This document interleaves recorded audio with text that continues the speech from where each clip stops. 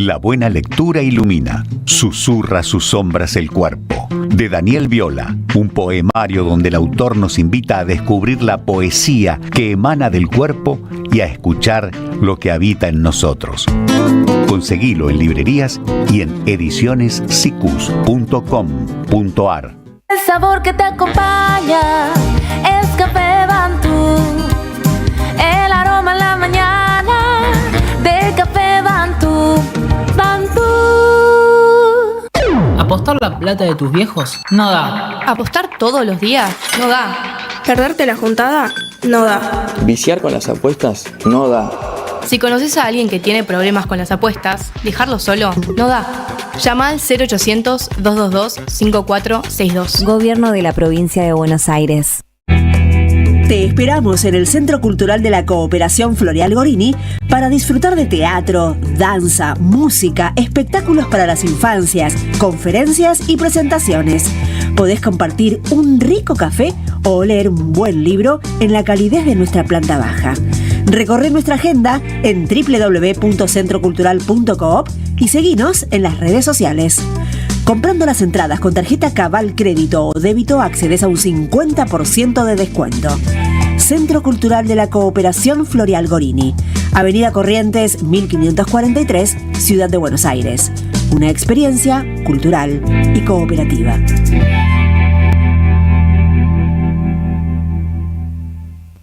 AM530 Somos Radio. ¿Cuál es la diferencia que existe entre aprender a soltar y aprender a aceptar? Hay una diferencia filosófica. Las palabras se parecen porque ambas hablan de una renuncia, pero no significan lo mismo. Aceptar supone reconocer la realidad tal como es. Es un movimiento hacia lo real. Es dejar de tensionar con aquello que ya existe. En cambio, soltar es un movimiento hacia uno mismo. No significa ni olvidar ni abandonar, sino dejar de sostener aquello que continúa ocupando un lugar que ya no debería. Aceptar es dejar de negar, soltar es dejar de retener.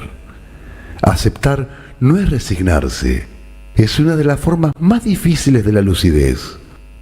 Hay una especie de reconciliación con todo aquello que es inevitable en la aceptación. Los estoicos, como Marco Aurelio, decían que no somos libres de elegir todo aquello que nos sucede, pero sí somos libres para poder decidir qué hacemos con aquello que nos sucede. Soltar está relacionado con el deseo, es más complejo. Quizá haya que aprender a retirarse. Retirarse no es olvidar, es recordar sin que el recuerdo nos gobierne. Walter Benjamin pensaba que la memoria no era simplemente un depósito del pasado, sino una forma particular de regresar a aquello que ya no está.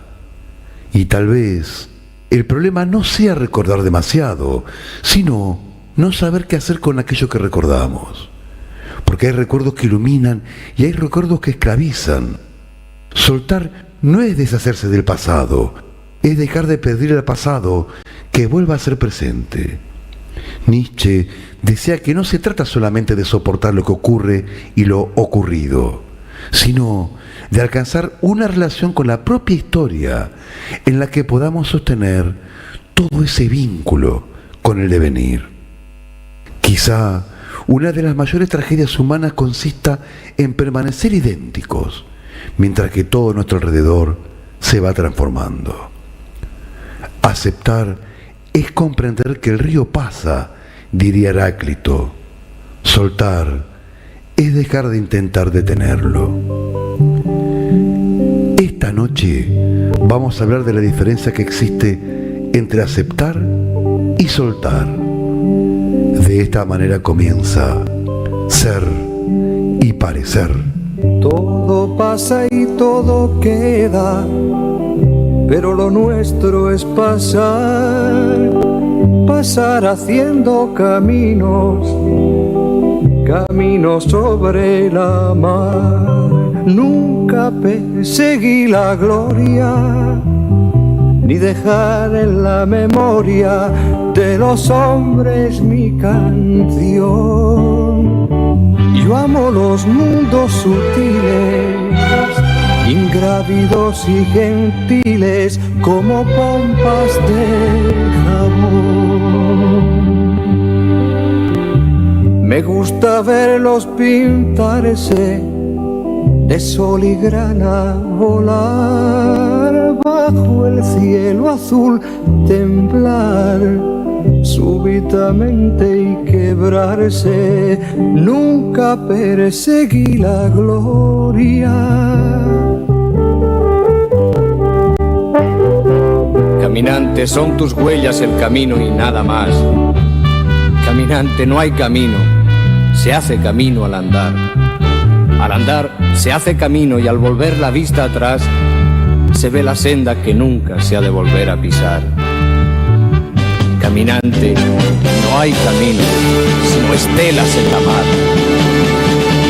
Hace algún tiempo en ese lugar donde hoy los bosques se visten de espinos, se oyó la voz de un poeta gritar: caminante, no hay camino, se hace camino al andar. Golpe a golpe, verso a verso, murió el poeta lejos del hogar, que cubre el polvo de un país vecino. Al alejarse le vieron llorar. Caminante, no hay camino, se hace camino al andar. Golpe a golpe, verso a verso. Cuando el jilguero no puede cantar, cuando el poeta es un peregrino, cuando de nada nos sirve rezar. Caminante, no hay camino, se hace camino al andar. Golpe a golpe, verso a verso, golpe a golpe, verso a verso, golpe a golpe, verso a verso.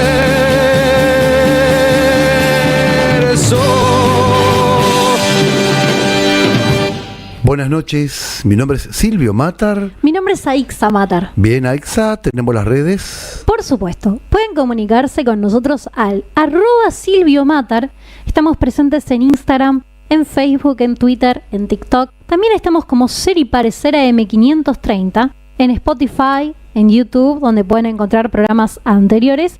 Y por supuesto que pueden mandarnos un WhatsApp y escribirnos al 15 50 58 3700. 15 50 58 3700. Perfecto. Dicho esto, vamos a retomar el tema de la editorial que veníamos hablando, que es soltar, que es aceptar, y vamos a llevar ese tema a la actuación, ¿no? Es decir, ¿cómo funciona ese mecanismo de aceptar y de soltar cuando un actor o una actriz vive haciendo ese ejercicio, aceptando un papel, dejando atrás otro? ¿Cómo será eso, Aixa, en la vida de un actor o de una actriz? Bueno, vamos a explorarlo. Nosotros veníamos hablando ya, cada vez que entrevistamos a un actor o una actriz, nos genera esta curiosidad de no solo cómo se construyen los personajes, sino de cuál es la consecuencia de haber sido otra persona por un tramo de tiempo. Y cómo se permite ese actor habitar las repercusiones de haber sido otro. Interpretar un personaje, tomar una vida ajena y después dejarla ir. Tal cual. Digo, viste que casi podríamos decir que la vida de un actor y de una actriz es aceptar y soltar, aceptar y soltar. Acepto este papel y lo suelto. Pero para nosotros siempre algo queda, ¿no? Del personaje anterior. Así que bueno, esa es una intriga que vamos programa a programa tratando de desencriptar. Así que bueno, y hoy, Aixa, ¿con quién vamos a tratar el tema este? Bueno, este tema lo vamos a tratar con el incomparable Antonio Grimau. ¡Qué bueno! ¡Qué carrerón que tiene Antonio! Tremendo, tremendo. Antonio es un actor argentino con trayectoria profesional en cine, en teatro y en televisión. Ha hecho muchísimas películas, ha hecho muchísima televisión abierta, ha hecho muchas obras de teatro. De hecho, es reconocido por Los Invertidos, por el Teatro San Martín. Ha hecho, por ejemplo, debutó cinematográficamente justamente con la misma película que debuta Susana Jiménez, que es La Mari. Nosotros nos ha gustado muchísimo, por ejemplo, en Sandro de América. Ha tenido, la verdad, roles espectaculares. Bien, es verdad. Una carrera brillante. La de Antonio Grimau es una carrera brillante. Hagamos algo.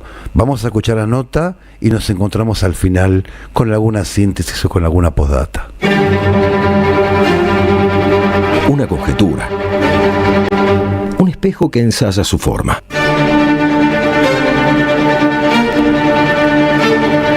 Ser y parecer. Entrevistas que trascienden. Sos una persona, Antonio, que has hecho cine, has hecho teatro, televisión, y que aparte también pintás y lees. Digo, la pregunta es una pregunta combinada. ¿En qué género vos te sentís más cómodo? ¿Y qué lugar ocupa en tu vida tanto la pintura como la lectura? Son auxiliares de mi verdadera vocación, que por supuesto es la actuación. Son auxiliares que encontré en el camino, un poco de casualidad, un poco buscando algo en que apoyarme cuando no aparece el trabajo. Nosotros tenemos una profesión con muchos intervalos en donde el trabajo no aparece, y esos vacíos a mí siempre no me hicieron bien. Entonces busqué, hace ya muchos años, la manera de cubrirlos con alguna actividad que me hiciera bien al espíritu y a la expresión, que tuviera que ver con un poco con el arte en general. Y apareció la pintura, como te decía antes, un poco por casualidad, y también apareció la lectura y la necesidad de ver mucho teatro en esas épocas en donde tengo tiempo, tal vez demasiado. Tiene que ver con eso, con la necesidad de no quedarme esperando el llamado Salvador, claro, para volver al trabajo. Y entre el cine, la televisión y el teatro, ¿en qué género vos te sentiste más cómodo, más Antonio, digamos, la figura de Antonio más preponderante? ¿Dónde fuiste más feliz?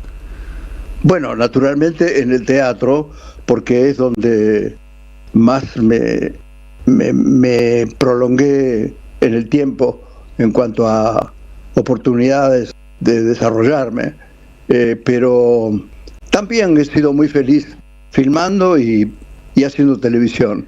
Todo lo que tenga que ver con la actuación, en ese orden, teatro, televisión, cine, me da mucho placer, porque es lo que me expresa, es lo que me salvó la vida, porque de no haber encontrado esta profesión, francamente yo miro para atrás y digo, ¿qué hubiera sido? Claro. De no encontrar esta vocación de aquel chico de 16 años que entró por primera vez a un teatro de Almagro, vocacional, y hasta ese momento, hasta encontrar el teatro y encontrar lo que después fue mi vocación profunda, estaba realmente en una hoja al viento, y podría haber sido de su destino cualquiera, el peor tal vez, porque estaba muy perdido. Claro. No quería seguir estudiando, no sabía bien qué hacer de mi vida a esos tiernos 16 años, y apareció el teatro y bueno, encontré todo lo que necesitaba en ese lugar. Claro. Antonio, viste que el teatro tiene esta cualidad de que es en vivo, y a nosotros siempre nos asombra esta dimensión, la relación que tiene el artista con el público en ese momento. Y pensábamos también en cómo se maneja un escenario con otra dimensión actoral. ¿Cómo es usted a la hora de improvisar? Si memoriza línea por línea, ¿y cómo es trabajar con alguien que improvisa? ¿Descoloca mucho al que va con la línea por línea aprendida? Bueno, es necesario echar bases sobre el tipo de trabajo que se va a realizar y estar todos conscientes de que va a haber una parte o algunas partes, depende del espectáculo, que van a ser improvisadas. Y por supuesto tener un buen entrenamiento en ese aspecto, ¿no? La improvisación es muy linda experimentarla, pero es muy riesgosa y es muy difícil de conseguir si no hay una puesta de acuerdo en general de los actores. Es muy riesgosa, sobre todo si esto se hace frente a un público, ¿no? Uno puede improvisar con mucha libertad en los ensayos, pero ya viendo un público adelante, bueno, se vuelve mucho más comprometida la cosa. Pero experimentarla es realmente hermoso, porque si uno está en ese acuerdo general de improvisar en algunos momentos, la verdad es que cuando se logran esos momentos, casi te diría milagrosos, de una buena improvisación, realmente es flotar, va mucho más allá de la interpretación que uno puede hacer habitualmente con un texto aprendido de memoria. Es mucho más placentero y mucho más expresivo todo. Y hablando de ese acuerdo, ¿cómo funciona la comunicación entre compañeros? ¿Hay un lenguaje interno? Y si es así, ¿qué rol tiene la mirada en ese lenguaje entre compañeros? Sí, la mirada puede ser una manera particular y muy efectiva de comunicación, sin duda. Y además una buena manera de que esta comunicación no llegue al público. Pero sí, hay maneras de acuerdos, siempre esos acuerdos de los que hablaba antes, ¿no? De saber que determinada señal o determinado gesto o determinada mirada indica determinada cosa. Sí, por supuesto que es una manera. No hay muchas más, pero en general no hace falta una comunicación de ese tipo como si fuera un auxiliar de la comunicación que naturalmente se da entre los actores. Ya en los ensayos uno se va empapando del personaje, de las situaciones y por supuesto de la comunicación con el compañero, y ahí en los ensayos se va experimentando qué es lo bueno, qué es lo malo, de modo que ya en el escenario no hay muchas dudas respecto de lo que se debe hacer, sin necesidad de recurrir a ningún otro artilugio que no sea la actuación misma. Claro. Recién hablabas de la mirada y de la improvisación, y uno supone que tenés que estar muy atento en ese momento, ¿no? Y manejar bien todos los recursos. Y también debe haber algo intuitivo, Antonio, ahí, porque vos tenés que tener una lectura rápida del escenario y en cómo continuar ante un traspié, ponele que pase, ¿no? Tenés que estar muy atento ahí. Sin duda, sí. Durante el tiempo que dura la representación, uno tiene que estar naturalmente con todas las antenas, porque por un accidente o por la interpretación misma, aunque no ocurra ningún accidente, es necesario la concentración máxima en lo que se está haciendo. Es la única manera de rendir. Si uno está con la cabeza en otro lado, probablemente no pueda actuar debidamente. Sí, la concentración es fundamental, y además hay maneras de ejercitarla antes de actuar. Hay maneras concretas ejercitar la concentración en lo que se está realizando. Claro. Ahora, ¿cuánto vale la experiencia, Antonio, a la hora de salir a escena? O en tu caso, siempre vos intentás que tenga la adrenalina del debut. Digo, ¿cómo es eso? ¿Cómo es tu estado sensorial? Eso que sentís, esa especie de adrenalina que uno siente a salir a escena. ¿Siempre tratás de vivirlo de esa manera? ¿O la experiencia te lleva a vivirlo de un sosiego distinto, digamos? En realidad la adrenalina está siempre. No hay manera de sosegar esa adrenalina, y tampoco sería bueno. Creo que uno necesita esa dosis de adrenalina y de inquietud y de tensión buena para la actuación. Esa manera de estar atento y tenso en el mejor sentido, claro, en cuanto a tener los sentidos preparados para lanzarse a la actuación. La adrenalina, a pesar de la experiencia, siempre está y siempre es beneficiosa. Es una manera de estar despierto de una manera total, cuerpo y alma y mente. Mira qué linda definición. Ahora, uno supone, siguiéndote lo que vos estás contando, que en el teatro tenés ahí a la gente enfrente tuyo, y en la improvisación hay cierto vínculo con esa exterioridad que se basa básicamente en la sociabilidad, en el manejo escénico. Vos, en tu caso, en tu intimidad, ¿sos una persona extrovertida, como si fueras naturalmente un animador de fiesta? ¿O sos más vale introvertido, una persona ansiosa, vergonzosa? ¿Cómo sos vos? Durante años fui una persona, casi te diría vergonzosa, muy introvertido. Con los años, con la actuación de por medio, me fui abriendo de otro modo a la gente, al entorno en general, y me volví más sociable, porque entendí que hace falta la comunicación con la gente.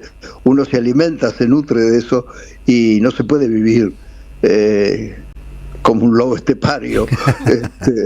De manera que fue un trabajo consciente, terapia de por medio incluso, que me fue llevando a ser un tipo más abierto, y por supuesto eso redundó también en beneficio de mi expresividad como actor. Yo durante mucho tiempo, por razones personales, no me permitía el llanto, por ejemplo, la emoción, y naturalmente eso en un actor era un problema serio, claro, porque a la hora de actuar y a la hora de enfrentar ese tipo de situaciones, no tener la posibilidad de entregarse a la emoción era una verdadera limitación. Así que trabajé mucho para lograr quebrar eso y por fin poder sentir profundamente la emoción. Así que ahora te diría que soy un moderado introvertido, pero no un tipo que antes entraba a un café, para darte un ejemplo concreto, y si el mozo no aparecía, no me atrevía a levantar la mano para llamarlo, mucho menos a levantar la voz, y me iba sin tomar ese café. Mirá vos. Mirá qué loco. Claro. Sí. Bueno, recién hablabas de permitirse llorar, y yo pensaba, ¿cuánto de autoestima hay para poder ser actor? ¿Y vos en algún momento te permitiste ser, por ejemplo, no sé, el galán que interpretabas? Porque a vos siempre el rol de galán te quedó como un guante. Y pensaba, ¿se habrá sentido alguna vez ese galán que interpretó?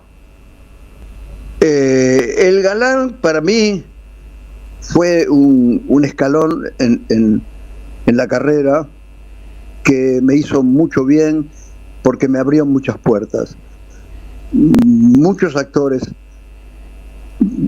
seguramente con más capacidad que yo, han quedado en una suerte de actor secundario, cuando bien podrían haber sido protagonistas, pero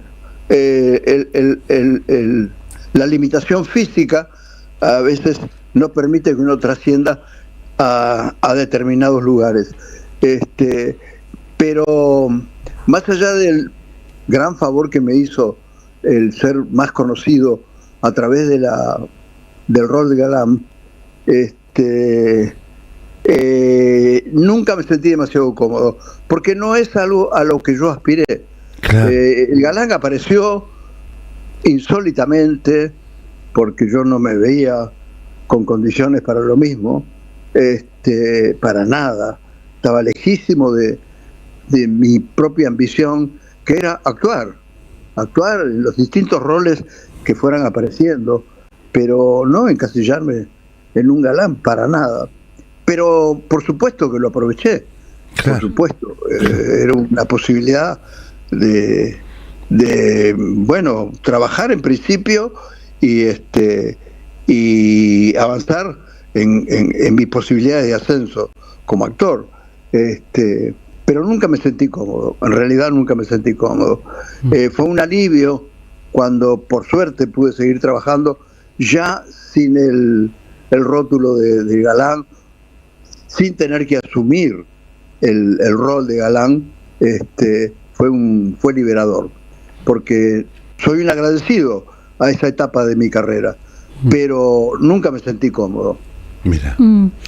Posiblemente esté mal la pregunta que voy a hacer, pero de manera casi incluso didáctica, vos me vas a corregir, Antonio. ¿Es más fácil ser bueno o ser malo en cuanto a los personajes, digo? No sé si es más fácil.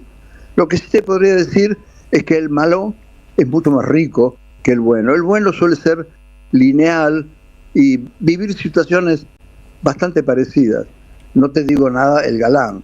El galán es tal vez el más aburrido de todos.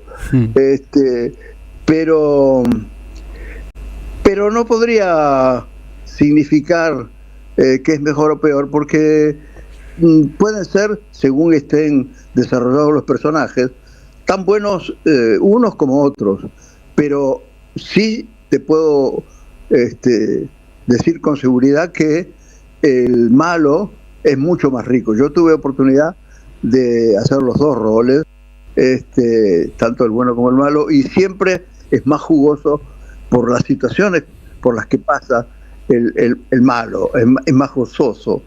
Uno tiene la posibilidad de sacar ese lado malo, entre comillas, y expresarlo a través de un personaje.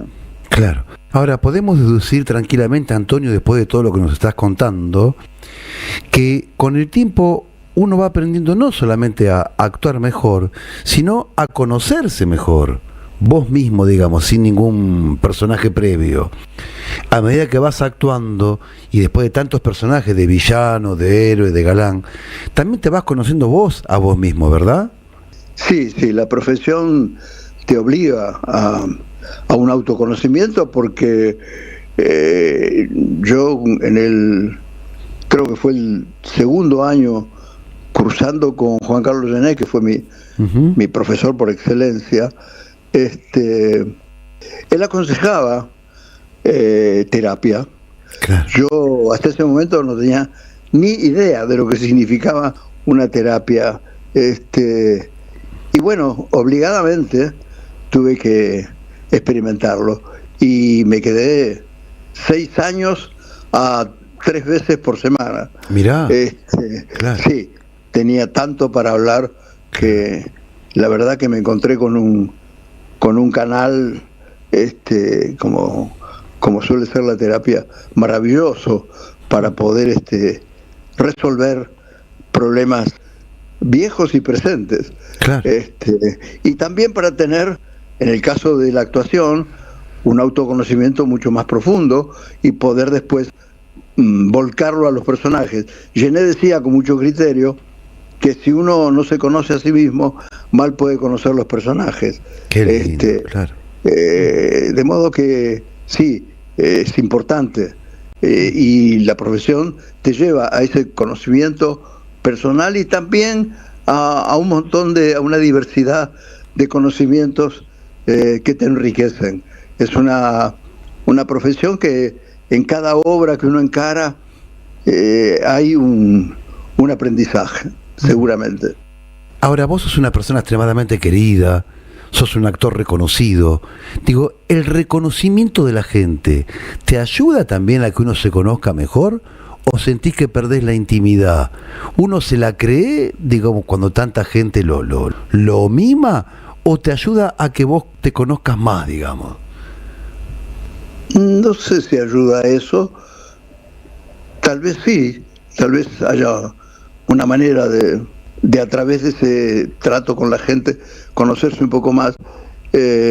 Yo suelo ser muy agradecido con la devolución que te puede dar la gente, porque para mí el solo hecho de llegar hasta un teatro, como se suele decir, cambiarse para la hora de la función, pagar una entrada y todo lo que implica hacerse presente en una función de teatro, no hay otra manera que agradecerlo y reconocerlo como un verdadero acto de amor hacia la ceremonia que uno se dispone a dar. Sí, yo diría que en todo caso el aprendizaje tiene que ver con ese agradecimiento y con esa valorización del rol del espectador, sin el cual no habría teatro. Claro. Ahora, ya que estamos hablando del público, de la gente en general, digo, ¿hay algún personaje tuyo que haya impactado en la gente y que te recuerden por ese personaje? Ponele, ¿te paran en la calle o te pararon para comentarte algo de cierto personaje que haya quedado así como grabado en el público? Sí, por supuesto, sí. De la primera novela que me lanzó a mí como a la popularidad, digamos, que fue Trampa para un soñador, sí. Todavía hoy me hablan. Mira. Sobre todo la espectadora mujer. Claro. Y también los hombres de algunos personajes, como por ejemplo el de Soy Gitano, claro. Que era Jano Amaya, que era ahí tenés una mezcla de bueno y malo, muy atractiva, muy atractiva. De ese personaje también me hablan mucho, sobre todo los hombres, que eran los que veían la novela. Sí. Trabajos míos en teatro que la gente recuerda, y es francamente muy linda esa devolución. Mira, por recién hablabas de que por ahí el papel de galán era el más aburrido de todos, ponele, por la exigencia incluso actoral, y a nuestro entender, Antonio, hay 3 obras que te dieron un giro diferente en tu vida actoral. Una, por supuesto, cuando recién empezaba, que es La Mari, después en Los Invertidos, que ahí también fue una obra muy premiada, y con Sandro. ¿Puede ser o hubo otras obras más significativas que esas? Para nosotros, en nuestro modesto análisis, esas 3 obras te encumbraron. No tengo una medida cierta, pero sí fueron mojones dentro de la carrera que, por supuesto, me ayudaron a ser más conocido, a ser más reconocido por la gente, la crítica, y en general son los personajes que yo también reconozco. Podría rescatar otros, como vuelvo a mencionar el Jano Amaya de Soy Gitano. Mira. Que estuvo nominado para premios importantes y demás. Pero lo que sí rescato como un cambio fundamental en mi carrera fue Los Invertidos. Claro. Porque yo venía de hacer en televisión el famoso galán, y la verdad es que tuve suerte porque el primer personaje en Trampa para un soñador que yo hice como galán era un personaje muy atípico. Mira. Porque era un tipo de barrio, un obrero muy sencillo, y con una vida muy sufrida. Estaba totalmente lejos del galán, del bon vivant, del tipo que está bajando de autos importados y demás. No, todo lo contrario, era un obrero de clase media baja, pero además era un tipo tan noble que era querido por esa razón.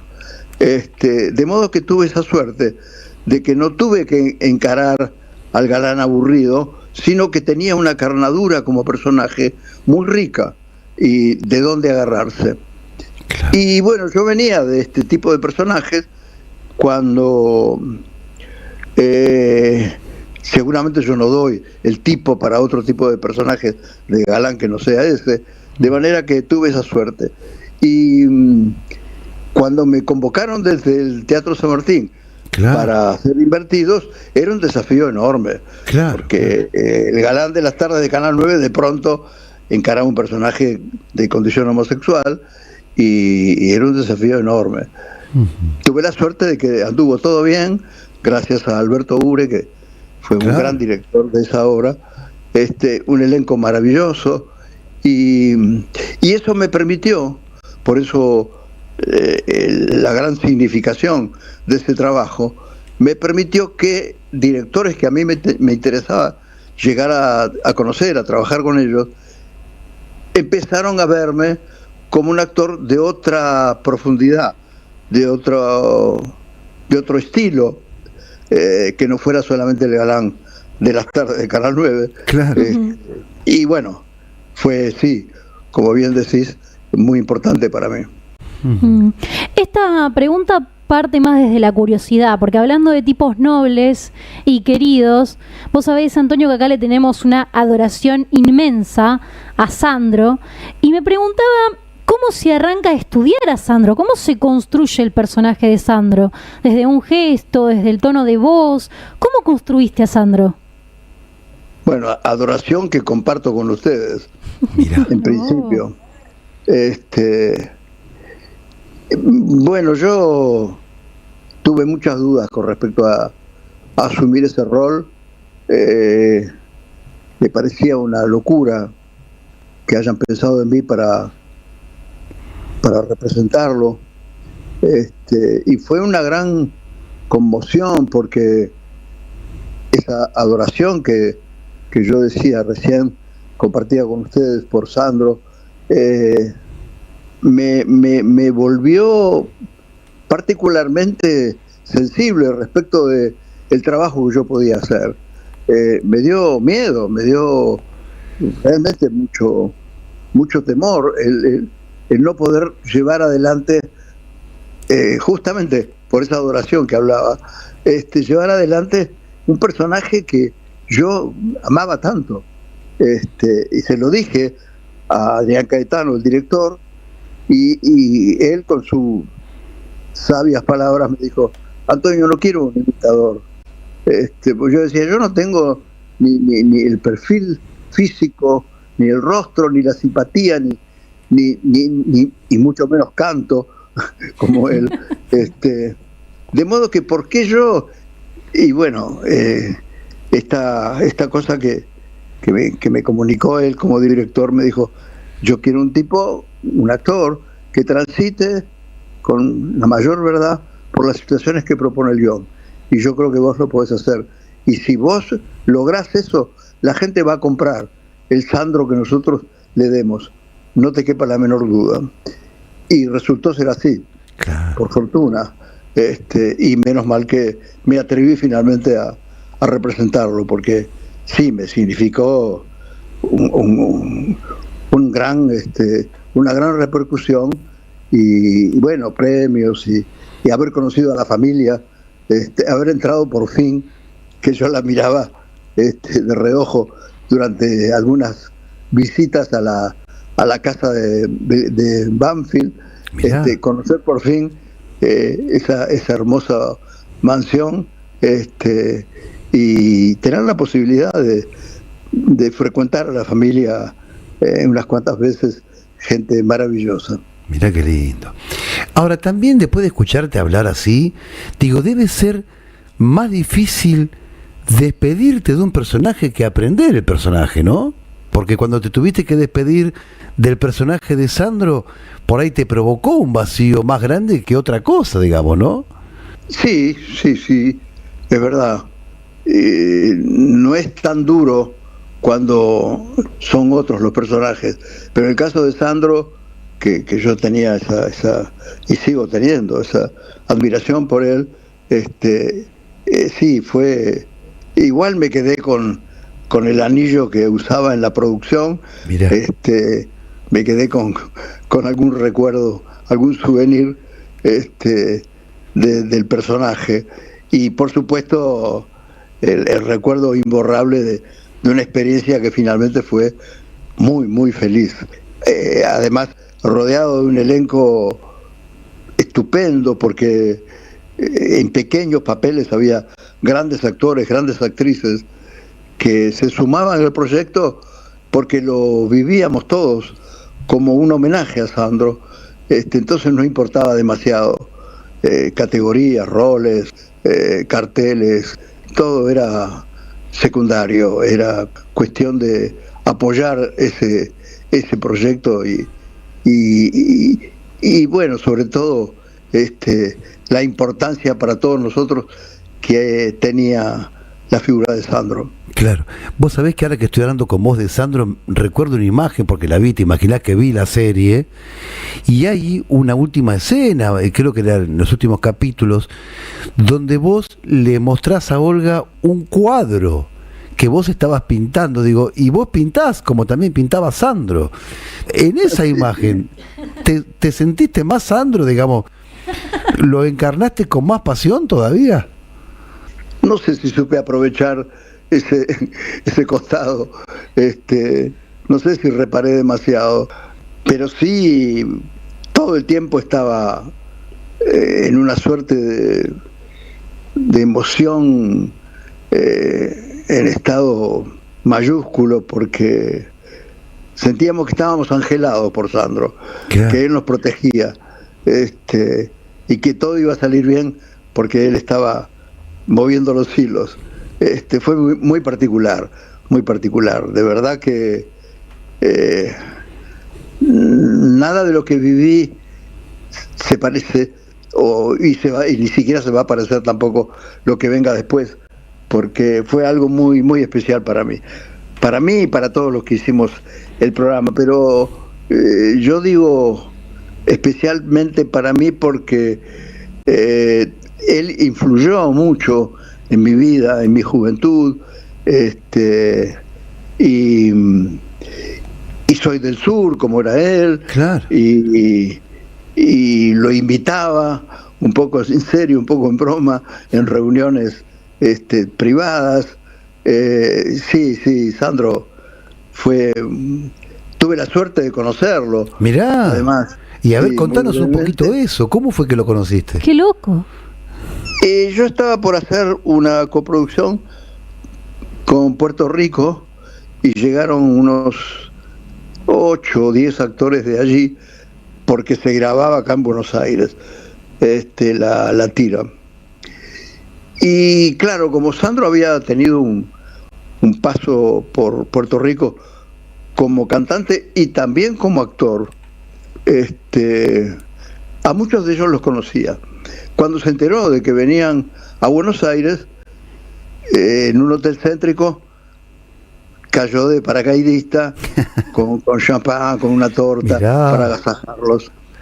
Y bueno, ahí fue donde casi me desmayo, claro, cuando por una puerta entró Sandro y con su característica bonomía y gentileza y caballerosidad, desplegó su enorme simpatía, y bueno, tengo una fotos de ese momento y hasta una remera que me hice con una de las fotos. Mirá, donde estamos abrazándonos. Sí, no, Sandro te podría hablar muchísimo de eso, porque fue un personaje, ¿qué te podría decir? Mi ídolo. Claro. Entonces, que te convoquen para representarlo fue muy fuerte, muy fuerte. Vos sabés que es realmente emocionante lo que estás contando, Antonio. Es realmente emocionante. Sí, y mira, ¿sabés qué? Es verdad que nosotros acá nos estamos mirando porque se nos plantó un lagrimón enorme. Y con esto pensaba, tipo de emociones te gustará a vos como actor evocar más? Si sos un tipo que prefiere hacer reír, evocar una risa, una sonrisa, o evocar una lágrima, por ejemplo. Me da mucho placer las dos cosas, la comedia y el drama. Tengo una tendencia natural a la cosa dramática, me siento más en mi zona de confort, pero la comedia es muy placentera también. El silencio y la emoción es muy fuerte lograrlo en el espectador, pero la risa es sanadora, es liberadora, es de un gozo único y particular. Y con tantos años de profesión, de experiencia, ¿todavía encontrás personajes, roles que te generen ternura, que te conmuevan, Antonio? Sí, sí, claro. Cada personaje tiene que ser muy estereotipado, te diría, pero prácticamente todos los personajes tienen momentos de ternura o de quitar esa pátina de dureza, por más duro que sea el personaje. Sí, sí. Ahora, Antonio, de la forma tan vívida en que vos transitas la actuación, viste que hay una especie de mitología que se habla, que trata de la soledad del artista, y el tema es este, mirá, la pregunta sería esta: ¿qué pasa entre obra y obra? ¿Hay un vacío existencial ahí? Porque vos lo vivís con tanta carga, con tanta energía, con tanta emotividad. ¿Cómo es ese vacío que queda entre obra y obra? Bueno, el echar mano a la pintura fue una de las razones de paliar un poco esa pausa que uno no pide, pero sucede, sobre todo en esta profesión, sobre todo ahora que no tenemos televisión. Imagínate, con mucha más razón. Y es duro, es duro. Yo, con los años, uno aprende a esperar sin demasiada excitación. Uno espera porque piensa o desea y aspira a que en algún momento suene el teléfono y te convoquen. Pero es duro, sin duda es duro. Imagínate que uno, cuando trabaja, llena horas de lo que más le gusta hacer y que de pronto no lo puedas ejercer sin saber muy bien cuánto tiempo va a pasar de esa manera, es fuerte. Claro. Es fuerte, sí. Ahora, tuviste una compañera en la actuación que fue Cristina Alberó, que hasta fuiste a Estados Unidos con ella. Ya acá eran una pareja establecida, ¿no? Digamos, en la hora de la telenovela. Digo, mirá qué loco eso, que hasta fuiste a Estados Unidos con ella, ¿no? Sí, viajamos. Nos llamaba un actor argentino que estaba produciendo ahora en Estados Unidos, en Miami concretamente, y nos dijo: ustedes saben que son muy conocidos acá, en Miami y en el territorio de Estados Unidos en general, porque las dos tiras que yo hice con Cristina se pasaban. Trampa para un soñador se daba todos los días a una determinada hora, y algún tiempo más tarde se pasaba a modo de unitario Quiero gritar tu nombre. Mirá. La otra que hicimos juntos. Entonces, claro, tener dos tiras en el aire de esa manera, claro, nos dio una popularidad que desconocíamos por completo, claro, tanto ella como yo. Claro. Y nos dijo: ¿les gustaría hacer teatro acá? Desde luego, para gente de habla hispana. Sí, por supuesto. Y a la manera de como uno lo hace acá, que son giras barriales, y allá fuimos. De modo que recorrimos buena parte del territorio, de Los Ángeles, y tantos lugares más, que fue una experiencia maravillosa, porque nunca yo había imaginado, claro, de trabajar fuera del país. y mucho menos en Estados Unidos. Pero bueno, así fue. Mira, antes hablabas de la sociabilidad, que a veces te costaba, que después del análisis lo fuiste trabajando, y bueno, y esa relación siempre con los vínculos de por medio como una especie de problemática a tratar, digamos, ¿no? Y la pregunta sería, ¿qué es lo que te molestaba de las relaciones o de la vida real? ¿Qué es lo que más te pone de mal humor de lo que sucede en la realidad, digamos? Yo creo que había mucho miedo de por medio, miedo a esa realidad precisamente. Tampoco tenía un asidero que me pudiera ayudar, ni familiar, ni por conocimiento. O sea, para la gente que me rodeaba, que yo quisiera de golpe salir con la idea de ser actor, era poco menos que decir quiero ser astronauta, sin exagerar. Era así la dimensión del grado de locura que para los demás yo tenía. Y en cierto modo tenían razón, claro, tanto para mi familia como para mis conocidos en general. Era una verdadera locura. Pero estas cosas que por suerte tengo y sigo teniendo, de atreverme, a pesar de los miedos, me salvó de no terminar siendo un actor frustrado. Claro. Y andar por ahí arrastrando una vocación que nunca se desarrolló. Yo creo que tenía que ver más que nada con eso, y también con un rasgo de carácter, de ser un tipo naturalmente introvertido, poco expresivo, pero ya te digo, creo que lo que estaba de por medio, y lo vi después en terapia, era el miedo. Mira. El miedo en general, un miedo abstracto, un miedo a tratar a la gente, un miedo a que esa gente de alguna manera te podía provocar un mal, no sé, un rasgo de carácter.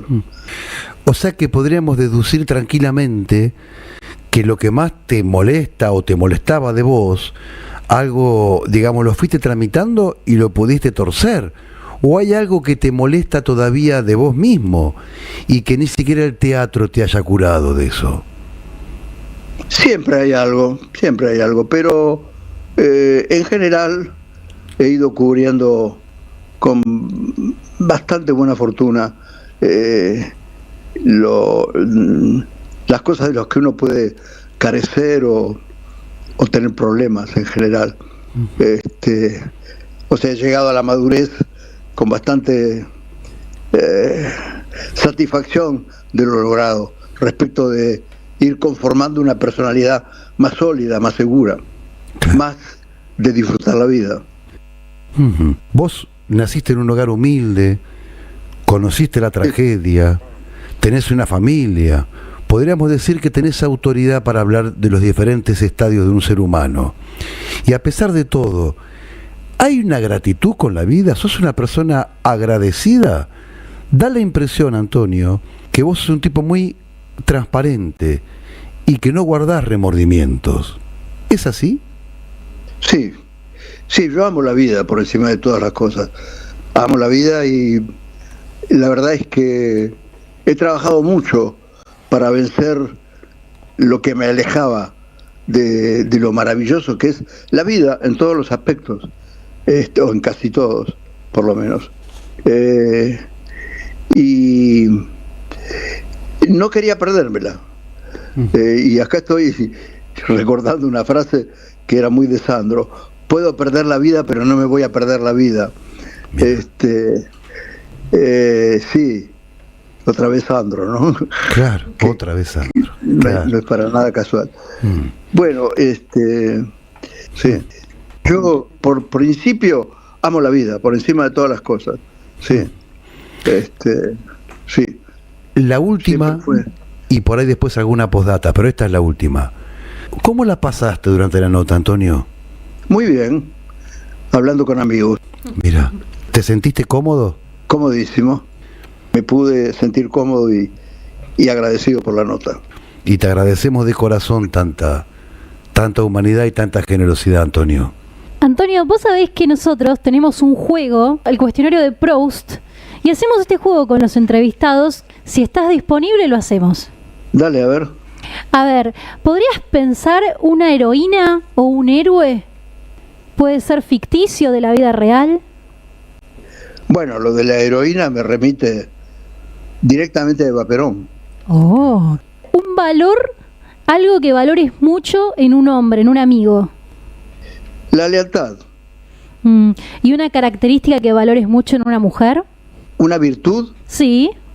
La mujer es tan profunda, tan... Y la mujer es lo que está logrando ser, además, en esta sociedad, me conmueve particularmente.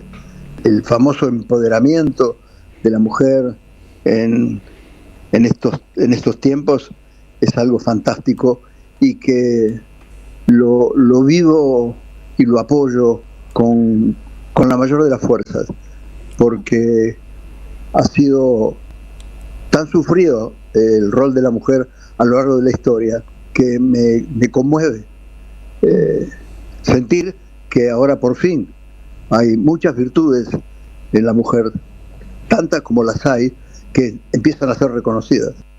Y la última, la del final, ¿cómo está su espíritu? ¿Cree en Dios, Antonio? Yo me defino como un agnóstico, sí. Tengo algunas cuestiones que resolver todavía, que no hacen que sea demasiado devoto. Bueno, muchas gracias. Muchas gracias, Antonio. No, el agradecido soy yo. Un abrazo grande.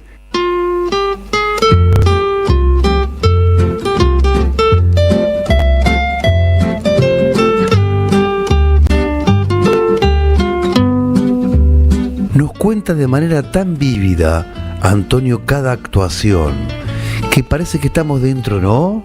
Dentro de una escena compartiéndola con él. Tiene esa virtud, Antonio, de transmitirte escénicamente un valor como si vos estuvieses ahí. Si vos estuvieses ahí en el escenario, ¿verdad? Sí, te sumerge en sus memorias. Tal cual. Genera una empatía que es tan rápido de sintonizarla que es casi inevitable emocionarse hablando con él. Sí, nos ha emocionado particularmente con sus anécdotas con Sandro. Tremenda, la verdad que se nos ha piantado un lagrimón. Así que bueno, ojalá que les haya gustado a ustedes y les vamos a contar quiénes hicimos este programa que es inolvidable. ¿Quiénes hicimos este programa, Silvio? En la operación técnica, producción y dirección, Arielito García. En la idea, Adrián Zaffaroni. En la co-conducción, Aixa Matar. En la conducción, Silvio Matar. Recuerden que pueden encontrarnos como @SilvioMatar en Facebook, en Instagram, en TikTok. También estamos como Ser y Parecer AM530 en YouTube y en Spotify con todos los programas anteriores. Y pueden mandarnos un mensajito que los esperamos al 15 50 58 3700. 15 50 58 3700. Muchísimas gracias. Será hasta la semana que viene. Compagnie, c'était leur seule litanie, leur credo, leur confiteor, aux copains d'abord. AM530 Somos Radio. Vuelve la Peña de los Abrazos al Espacio Cultural Nuestros Hijos. 15 de agosto, a partir de las 18 horas, ceremonia de agradecimiento a la Pachamama, taller de danzas a cargo de Wistusaur, Fraternidad de Tincus, musicalización Santiago Bonacina. En el escenario principal actuarán Los Chaza y el dúo Marrodán Brepe. Entrada libre, contribución sugerida consciente, no se suspende por lluvia. Acordate, el 15 de agosto a las 18 horas te esperamos en la Peña de los Abrazos. Espacio Cultural Nuestros Hijos, Avenida del Libertador 8151, Espacio Memoria y Derechos Humanos. El sabor que te acompaña es Café Bantú. El aroma en la mañana de Café Bantú. Bantú. Más de una vez vez me escuché decir que en la resistencia está todo el hidalgo valor de la vida. Yo quiero tener fe para seguir peleando hasta el último día de mi vida por lo que creo que tengo que pelear, que es por la vida y la reivindicación de mis hijas y mis hijos, que tienen que ver con cada uno que no come, con cada uno que no tiene proyecto, con cada pibe que matan por la espalda, con cada pibe que se droga. AM530, 20 años. Somos radio, somos comunidad. Cuando la noche abre espacio para pensar, una mirada desde adentro, una experiencia de lo humano. A todos, a todas. Soy Jorge Pardés y están escuchando De lo Humano. Aquí, en la Radio de las Madres, AM530. Esperamos sus mensajes de WhatsApp al 11 3200 0530 o pueden escribirnos a la producción de lo Humano al 11 3680 7429 para construir comunicación de ida y vuelta. Agradecemos el acompañamiento de la Unión Obrera Molinera Argentina y agradecemos especialmente a las madres de Plaza de Mayo, a Eve, que nos abrió las puertas de esta radio, y a todo el equipo de la AM530. Prepárense,